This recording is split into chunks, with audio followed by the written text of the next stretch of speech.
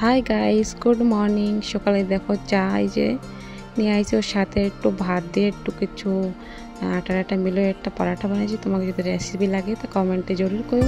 তারপর লাঞ্চে চলে এসে লাঞ্চে ভাত, কচুর ফুল ভাজি, কচুর ডোগা কও, শাক কও, ওইটা দিয়ে একটা ঘন্টর মতন বানাইছি ভর্তা। তারপরে দেশি বেগুন, আলু আর মাছের পেটি দিয়ে একটু ঝোল বানাইছি, ঝোল ঝোল করে।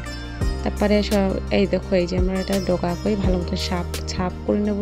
তারপরে এর সাথে চানা, কাঁচা ঝাল, তেজপাতা, তারপরে শুকনো মরিচ, তারপরে কি নারকেলের গুঁড়ো। আমি নারকেল মার্কেটেতেই নিয়ে আইছি, কেননা আমাকে যে কাঁচা নারকেল আমাকে ধারে ছিল না এই জায়গায়, সেই জন্যে। তারপরে সবার পয়লা তেলের পর দিয়ে দেবো ঝাল, শুকনো ঝাল, তারপরে তেজপাতা, জিরে, তারপর দিয়ে দেবো ওতে কচু, সে সাথে দিয়ে দেবো এখনই কাঁচা চানা আর ঝাল, কি এর সাথে একটু ভালো মতন সেদ্ধ হয়ে যাবে। তারপর লবণ, হলুদ, তারপরে দিয়ে দেবো ধনিয়া গুঁড়ি, ঝাল গুঁড়ি। আর পুজো তো এসেই গেছে, তোমাকে কীরকম পুজোর তৈয়ারি চলতেছে? দুর্গা পুজো তো কালকেতে স্টার্ট। সবার দুর্গা পুজোর হার্দিক শুভকামনায়। আমাকে দিকে আসো তোমরা সবাই ঘুরতে। দেখো কচুটা ঢেকে দিলে এই হবে কি জলদি জলদি, এত ঢাকা জরুরি হয় না, লেকিন ঢেকে দিলে এই হয় কি জলদি জলদি এতে জলটা বেরোয় আসে আর রান্না করতে টাইম লাগে না। এই রান্না করতে টাইম লাগে। তারপর একটু চিনি দিয়ে দেবো, চিনি দিলে একটু মিষ্টি মিষ্টি হবে, ভালো লাগবে। তারপর ওর ভিতরে সেই গুঁড়ো নারকেল দিয়ে দেবো, নারকেল দিয়ে ভালো মতো নাড়াচাড়া।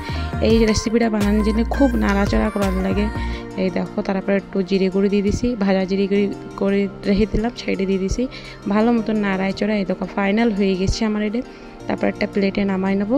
প্লেটে নামাই নেওয়ার পরে দেখো ফাইনাল লুক কত সুন্দর আছে। এর সাথে একটু কচুর ফুল ভাজি করলাম। এই রেসিপি যদি তোমাকে লাগে কমেন্টে করে দিও, আমি জরুর দিয়ে দেবো। দেখো কত সুন্দর হয়েছে, লেবু দিয়ে খাতে খুব সুন্দর লাগে।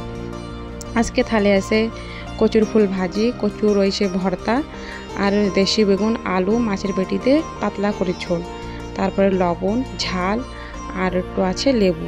লেবুটা খুব ভালো লাগে এর সাথে, সব কিছুর সাথে মিলে খালি।